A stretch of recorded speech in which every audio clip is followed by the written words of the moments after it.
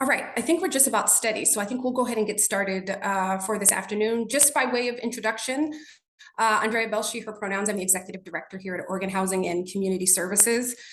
First off, let me just give an immense note of gratitude for each of you making the time to be here this afternoon.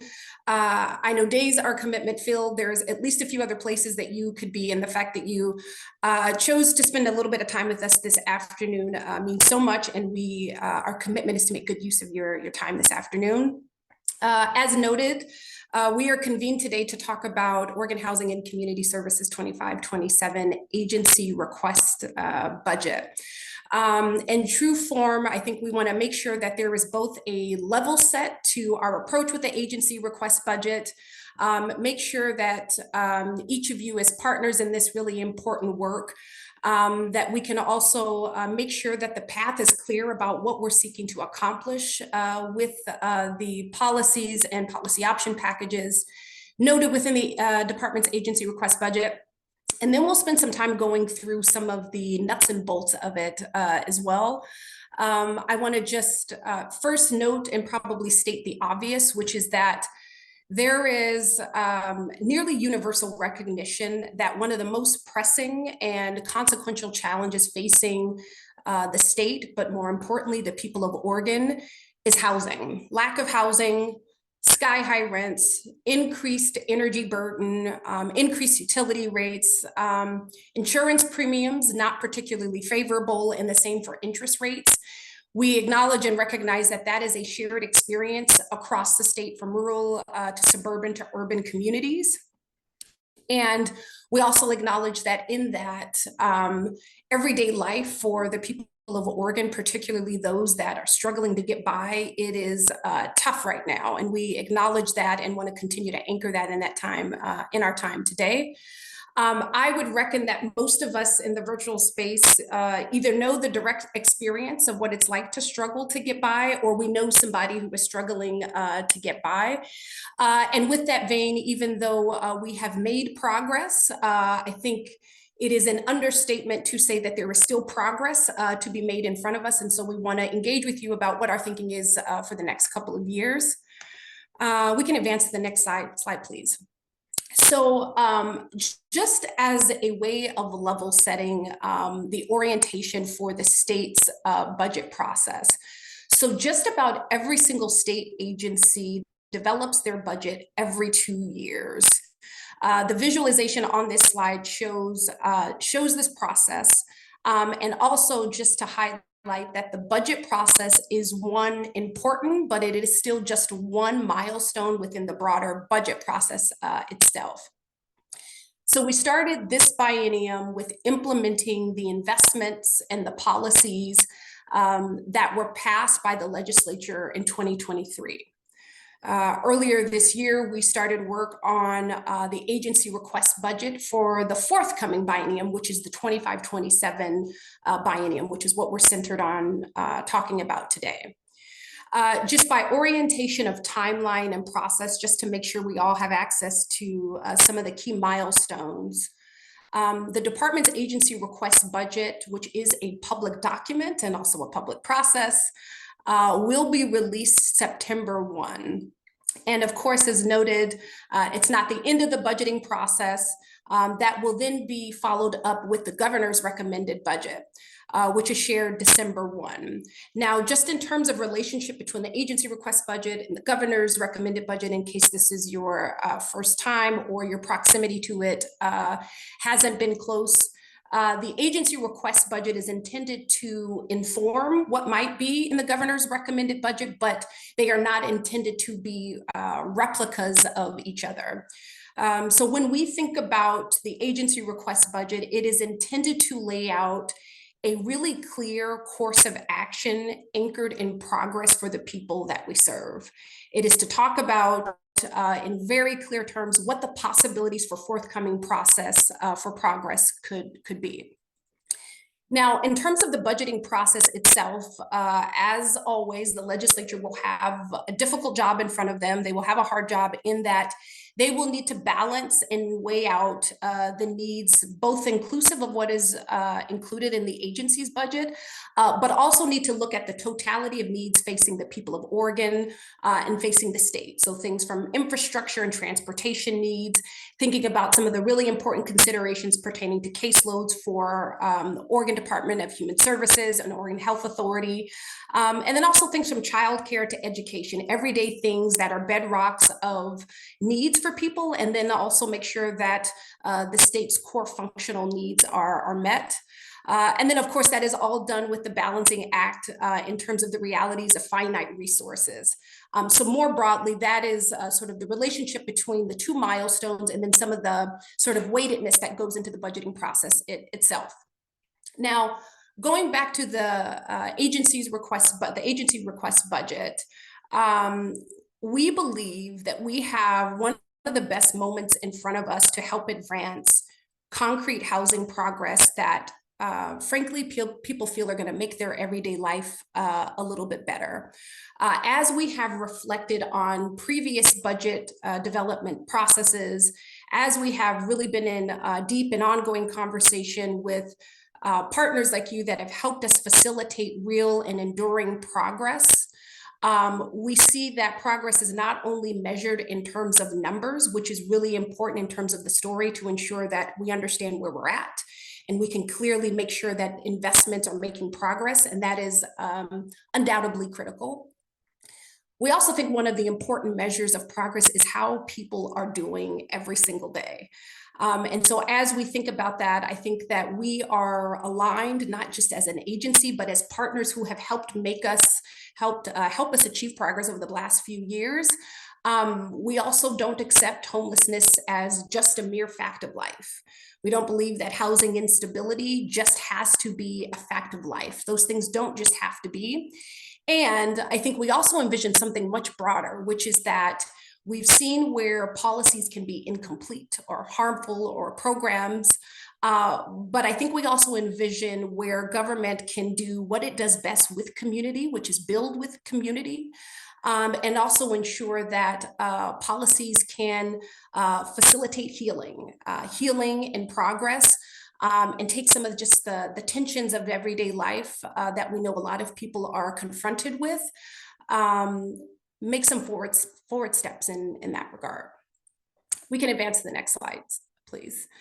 So I won't go through this slide in a great deal of detail, but I do think that this is an important place of looking back, particularly as we're looking to move forward. So a few times I mentioned progress.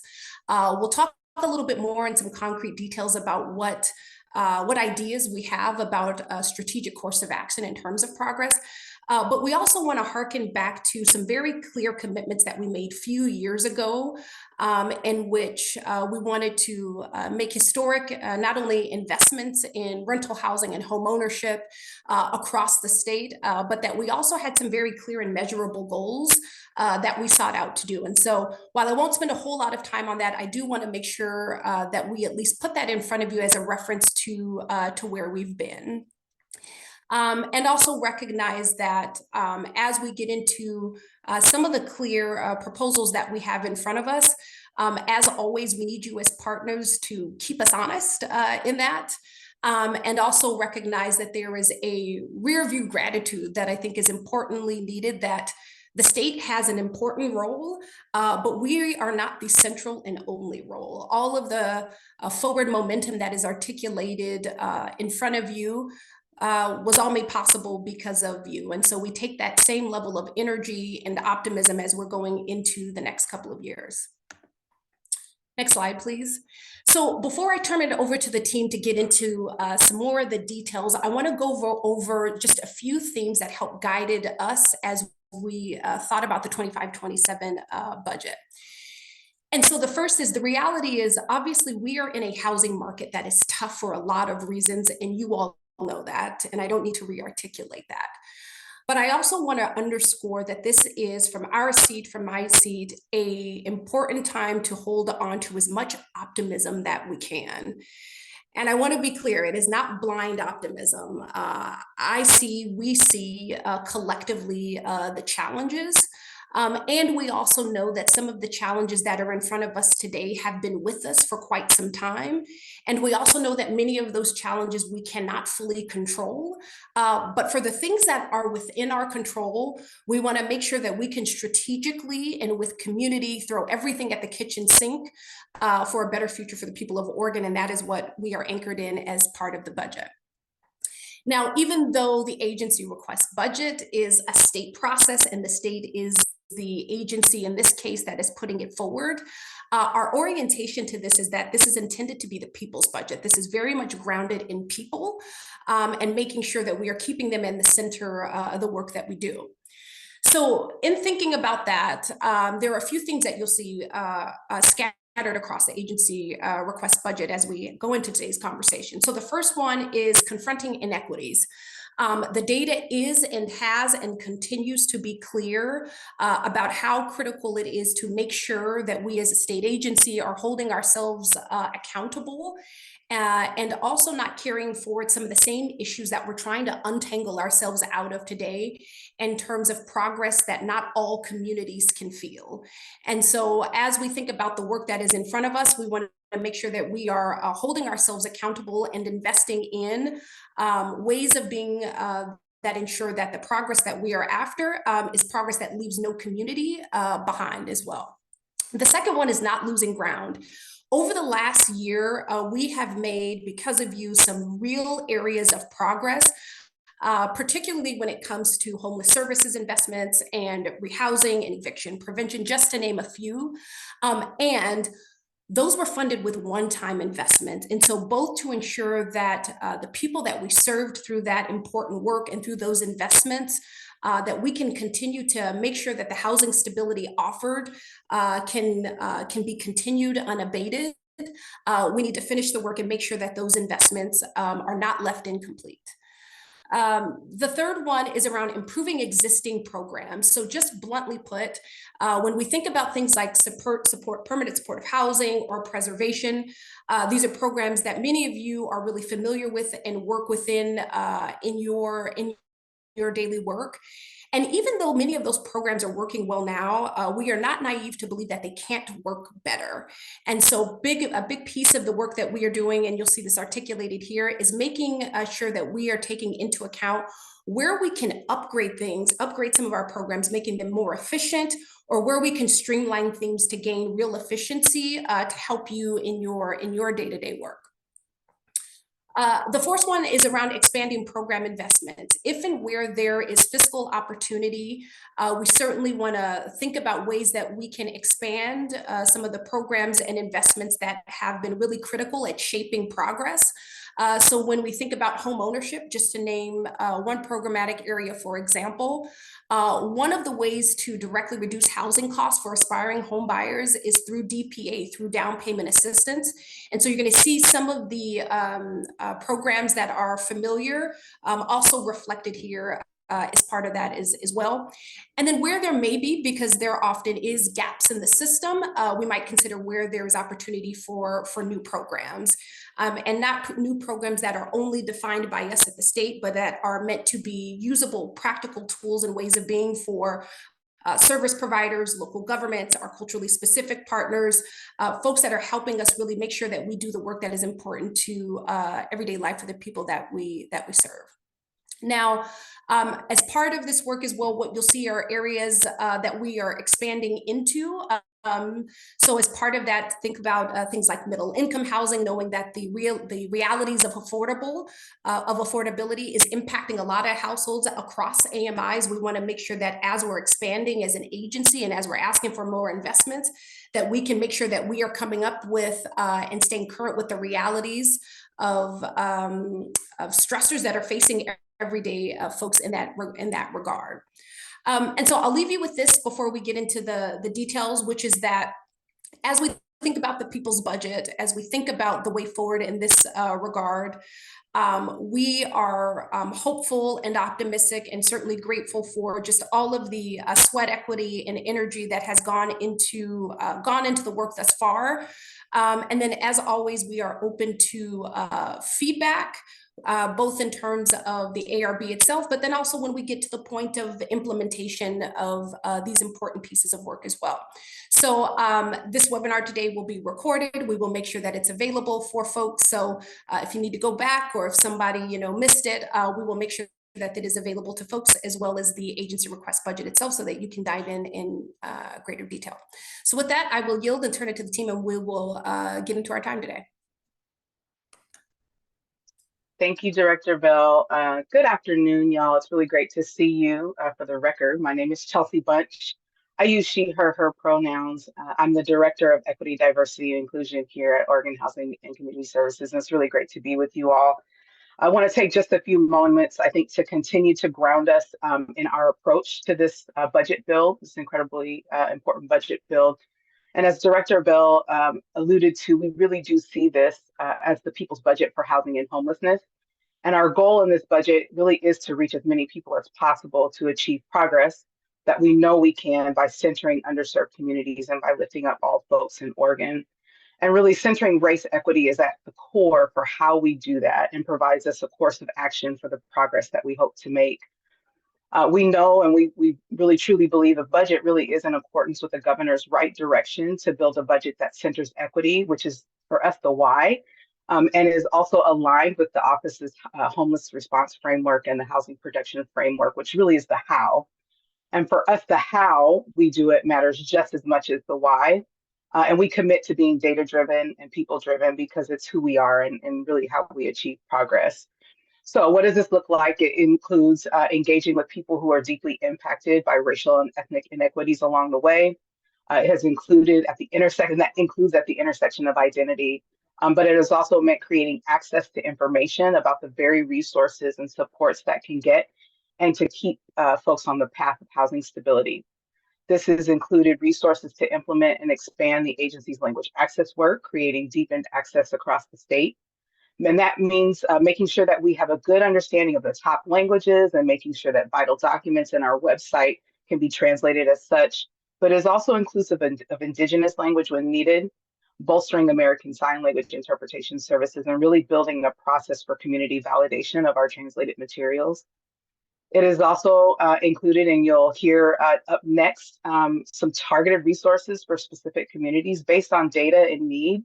An example of that is our Tribal Housing Block Grant, in which deep engagement over the course of about a year with all 9 federally recognized tribes led to a co-developed resource with the potential to meet a diversity of ways that tribes really intend to support the community.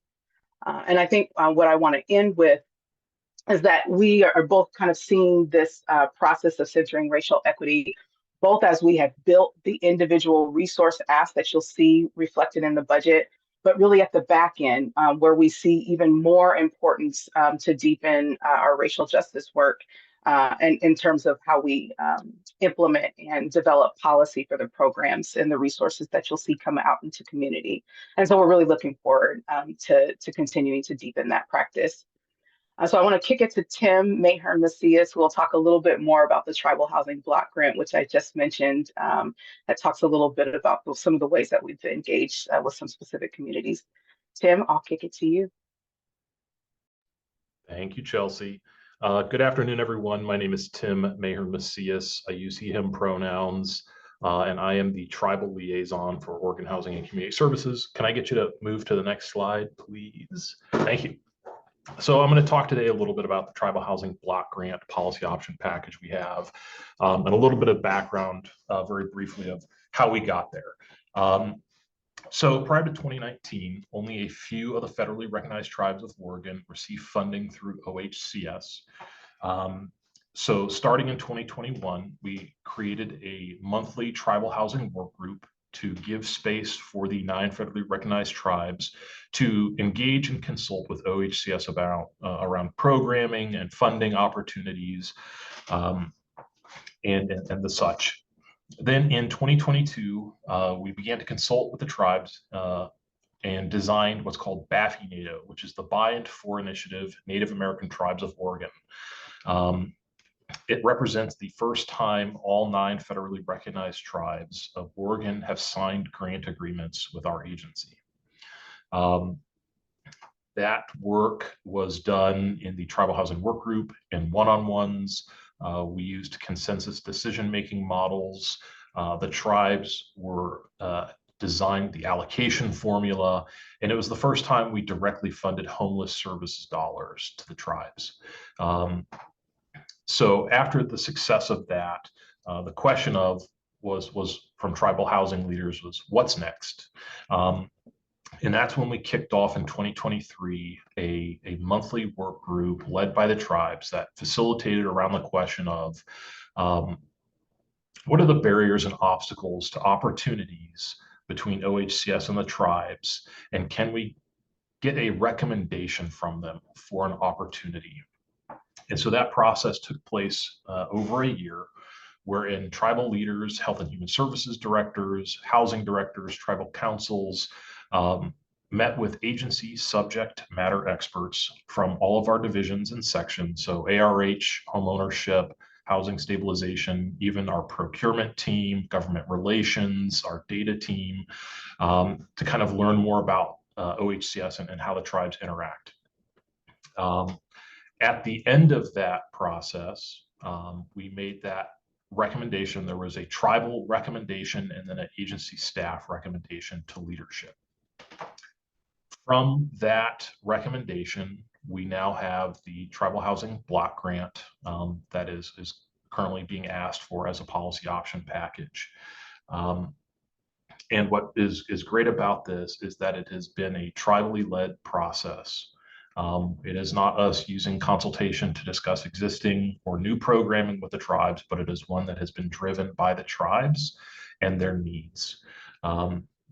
And so we're in that process now, but as we continue to develop and grow our relationships with the tribes of Oregon, we see that there's going to be a lot more opportunities in the future for further consultation, engagement, and collaboration. So having said all that, I'll pass it on to, I believe, Natasha. Yes. Great. Thanks, Tim. And hello, everybody. This is Natasha Detweiler-Davy. I'm the Director of Affordable Rental Housing here at OHCS. And excited to be talking to you today about the ARH investments, ARB requests for ARH investments, rather, knowing that these are really queued up to respond to what we know is a critical need for affordable housing across the state. And so elements in the ARB to continue investments into expanding housing production for both affordable rental housing and specifically permanent supportive housing, as well as maintaining existing housing investments, acknowledging that it doesn't help to build new units if we continue to lose units as they either expire or become insolvent at their property. So focusing on strategies to invest to better predict all of the different ways of projects will need preservation support, to support those organizations who have, by necessity in the market, needed to redirect resources to support and sustain projects over the last several years. And then to have explicit resources to put into projects where there is risk of loss, whether that is financial or physical condition or other urgent issues that are coming up. You go to the next slide. And then to support all of that, knowing that we are expanding the work of building the portfolio, preserving projects, we want to continue to be able to move the needle in areas where we see some promising investments already made by the legislature. And so that includes the CARE program, the intentional investment to add resources to projects where we are co-locating affordable rental housing and early learning centers, middle income housing investments built off of the investments made as part of 1537 in this year's legislative process. And then having seen the amazing impacts of our permanent supportive housing effort focused on chronic homelessness, looking at expanding the opportunities for using that model to support other really critical needs for supporting housing investments. To support and sustain all of this, knowing that we need to continue to invest in our foundation and the tools that we have to really bring broad impact to community, continuing and expanding our investment requests to support pre-development. We have already resources to do a PSH, Chronic Homeless Project Risk Mitigation Fund, acknowledging in the market there are many challenging dynamics, including real critical need in the insurance impacts on projects. And so the idea of a risk mitigation pool or first loss risk pool is that we are able to really lessen the burden on that insurance industry in terms of needing to do requests to insurers, which then further drive up the costs of that resource. So looking to both continue our existing risk mitigation fund as well as expand the impact of that. And then also, as we are looking at continuing to build and fund more projects in community, recognizing that part of our infrastructure for being able to have so many projects across the state is to have a really strong and represented property management structure that includes culturally responsive staff who are able to meet the needs for the community. And then lastly on the list here, but certainly not least by any means, is land acquisition, knowing that the way that we need to expand production is to secure properties that can be used to build that future pipeline. So I think overall, looking at this as a broad strategy, lots of key elements, again, investing in the tools that we know, and then identifying ways to support and add additional ways to support development, but also ongoing operations into success. And I think with that, I have the pleasure of handing it off to Keeble for home ownership. Thank you, Director Detweiler Davey. Good afternoon. My name is Keeble Giscombe, and I use he, him, his pronouns, and I lead the home ownership division here at OHCS, where we are committed to tackling racial disparity in home ownership by maintaining and expanding essential programs that help Oregonians achieve their dreams. We cannot ignore the complexity and challenges our nation faces today. High interest rates and rising home prices have made the American dream of homeownership essentially difficult for many. We as a state are not immune to these financial pressures. Fortunately, we are using this opportunity to be strategic with our investment, intentional with target communities, and innovative in how we utilize our down payment program to help new homeowners. We're also leveraging LIFT and HDIP resources to create more homes for Oregonians. In these challenging times, we cannot rely on the notion from Fields of Dreams, build it and they will come. Instead, we are focused on increasing the number of homes in the pipeline while ensuring we can support Oregonians in accessing these homes once they are built. Our down payment assistance program helps first-time and first-generation home buyers. We currently partner with culturally responsive nonprofit centers in diverse and rural communities to disperse these funds. I'm happy to share that over 60% of our DPA funds were sent to people of color. Through the flexibility of HDIP, supported by the General Fund, we're able to support tribal and sovereign nations, and also a program that did not qualify for LIFT. This allowed us to develop over 1,000 affordable homes across the state. We are currently collaborating with partners statewide to adapt this program and finding new ways to help and improve our spaces in rural and small communities. We understand that homeownership is vital to communities. It has the ability to stimulate the community by offering more renters the opportunity to transition from apartments to homeownership, where they could start building their generational wealth. While we've discussed building, and building is a big part of our team, we're equally passionate about keeping families in their homes. Our manufactured home replacement program assists manufactured homeowners with resources through grants and forgivable loans with replacing their homes constructed prior to current federal standards with safe, new, and energy efficient homes. Lastly, our foreclosure avoidance counseling program helps families avoid falling back into the cycle of homelessness. Those two investments are critical to ensure that once homeowners get into their homes, they can live safely and be able to weather the many ups and downs. I would like to pass this on to our Assistant Director of Home Ownership Programs. Thank you, Director Giscombe. I'm Talia Concrevis, Assistant Director of Homeownership Programs, and I use she, her pronouns. And you can go to the next slide. I'm pleased to share a bit more about our 2 homeownership development budget requests, which include Local Innovation and Fast Track, or LIFT program funding, and Homeownership Development Incubator, or HDIP funding. We know housing production is top of mind in Oregon, and affordable homes for purchase are an essential component of a healthy housing stock.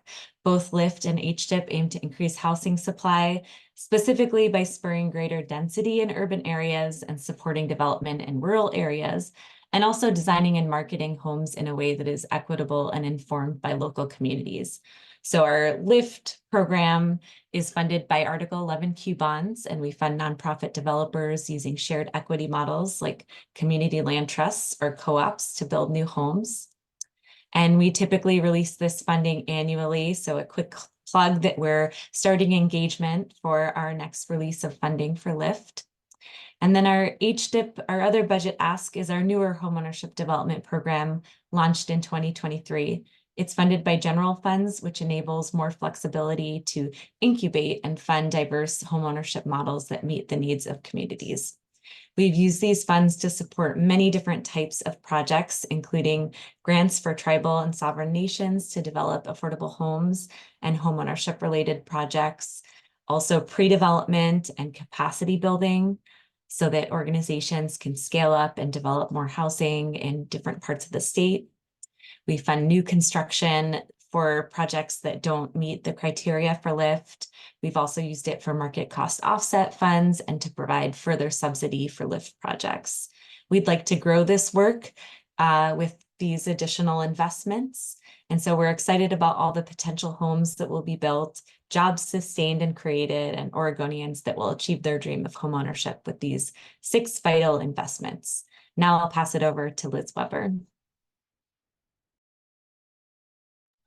Hi, my name is Liz Weber. I use she, her pronouns. I am the interim director of the Housing Stabilization Division, and with me is Mike Savara, the director of the Special Initiatives team. And Mike will actually kick us off as we move to the next slide, please.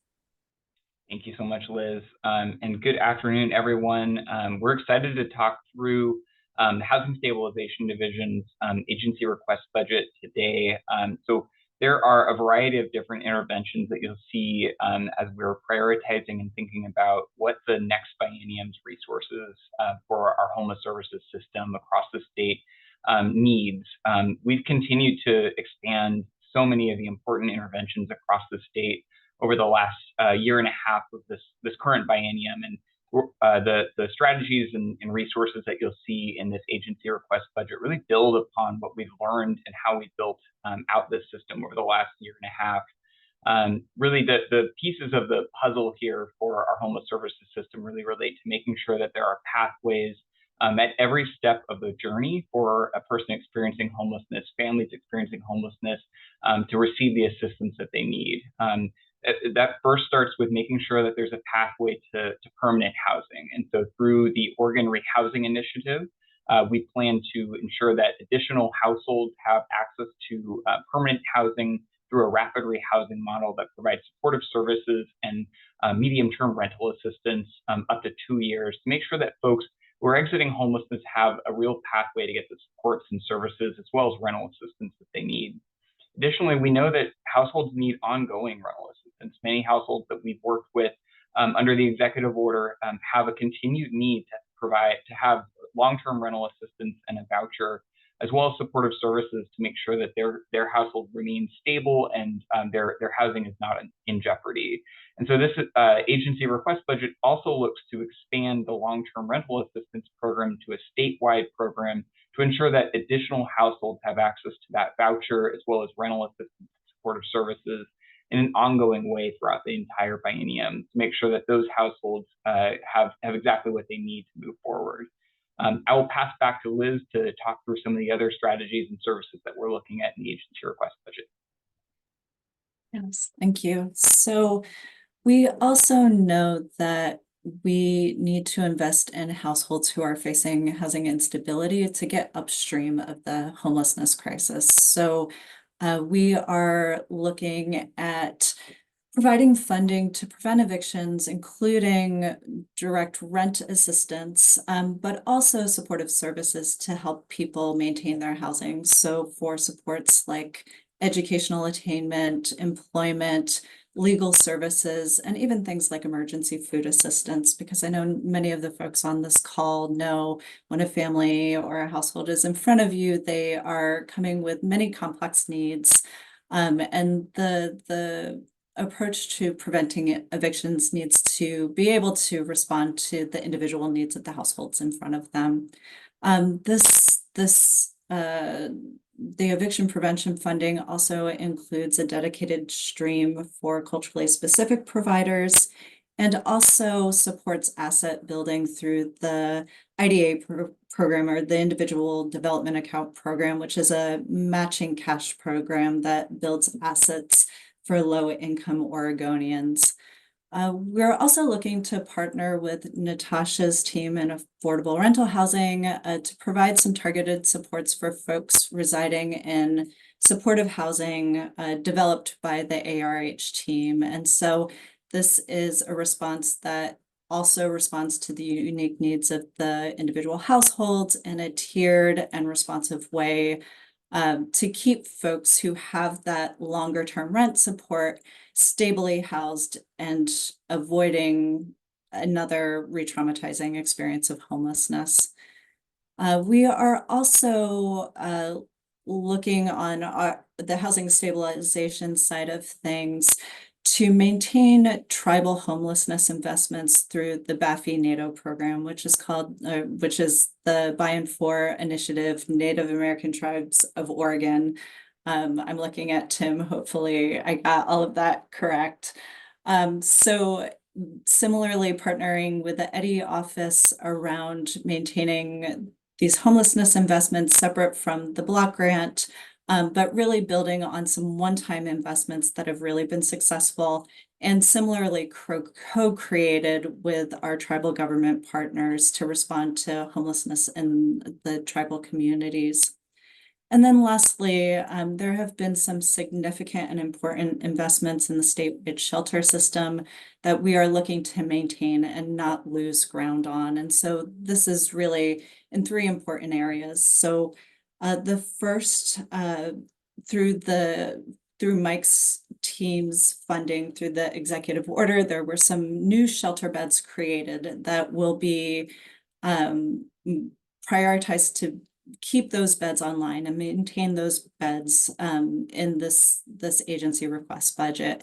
Additionally, I think many folks know there was also funding in the last legislative session to keep shelter beds open that would otherwise be at risk of closure. And we are looking to continue those investments to make sure that the shelter beds we have through the state continue to operate and to provide that critical safety net for people experiencing unsheltered homelessness. And then lastly, within this, the shelter investments, we are we recognize the importance of housing focused services so that people who are staying in shelter get the supports that they need so that their experience of shelter is a short-term experience and there are pathways out of the shelter system into longer term housing that meets the needs of their households. And so the investments in the statewide shelter system that I've been talking about are really the financial pieces of it, but we know that as what has evolved over the last year and a half has been something that is more of a statewide shelter system that did not exist in the past. We know that there are more conversations and more questions to really dive into with community, with the shelter providers, with the coordinating bodies. And that work, we're really excited to be part of and moving those conversations forward. And I will hand it back to Mike to talk about where those conversations are really going in the next few months. Thanks, Liz. Yeah, I think this is such a great example of the importance of really building both the investment strategies, but also the policy decisions around these investments alongside the providers, alongside local governments, alongside real experts in this field. And so we're excited to participate in this work group over the next few months, convened by the governor and Representative Marsh, to really build upon what we've learned during the last year and a half of building out our shelter system. We've created and sustained so many thousands of beds through state funding over the last year and a half, and have really learned a lot from communities about what works and what they need out of their shelter systems, what they need out of the shelter funding, what the right data to ask and collect is, and the processes to collect that data.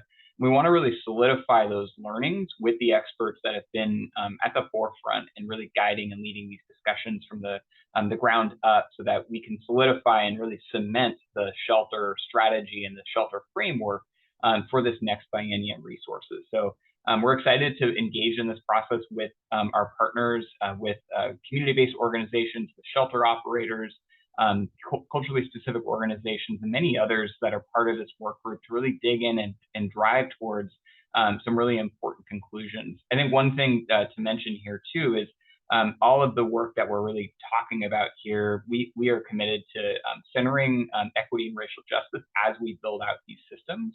Many of these opportunities, we're looking at how to both track and understand the rates of disparities for people that are using the services, whether that's someone living in a shelter, and the rates of disparities by race or ethnicity or gender or other demographics, to also understanding how we can make sure that we're supporting culturally specific organizations that are at the forefront doing the work of providing prevention resources or rehousing resources, making sure that those organizations have access and support to receiving some of the resources through this agency budget. So we're really excited about the prospect of being able to partner with many organizations, both in designing these programs and processes, making them more impactful, making them better and more suited for our communities across the diversity of Oregon, but also really making sure that we're thinking about how the processes work to actually deploy them. So that's a commitment that you'll see throughout our processes here. And we expect to be held accountable during those processes and really building out that system and cooperating and working with a community to build out the systems. So we're excited to dig in on the shelter work group and really just the scope of this investment for what it means for our homeless services system across the state. It's really unlike anything we've seen before. And so with that, I believe we're going to wrap up, and I will hand it back to Director Bell to close us out with any final thoughts.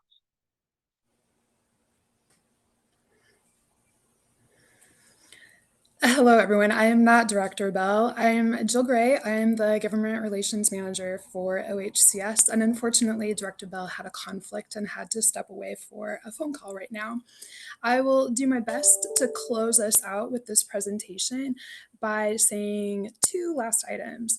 The first one is just a reminder that this presentation is being recorded and it will be posted on OHCS's website. So anybody who would like to go back and re-listen to any part of it, or for anybody you know who was unable to join us at this time, everybody can go to our website and listen to it there. The second item is to just reiterate that this presentation was meant to be a high-level overview of OHCS's agency request budget. And of course, the full budget will be publicly released on September 1st. And at that point, everyone can dig into the details of our agency request budget.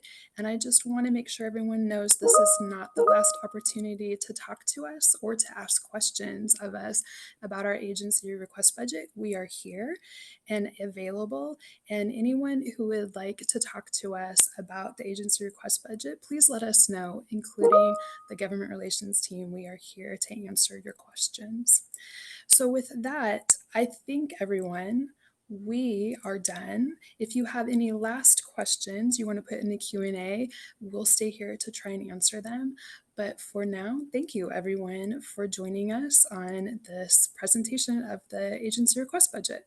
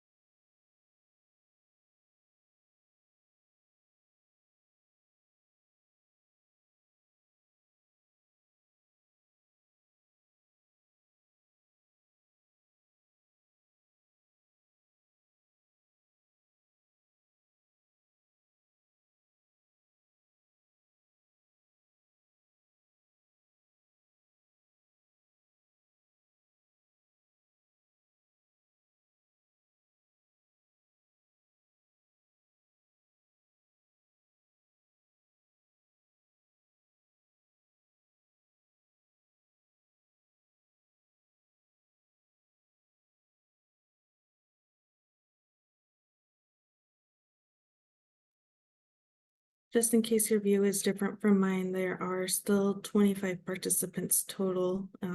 It's been dwindling, but right now it's holding at 25.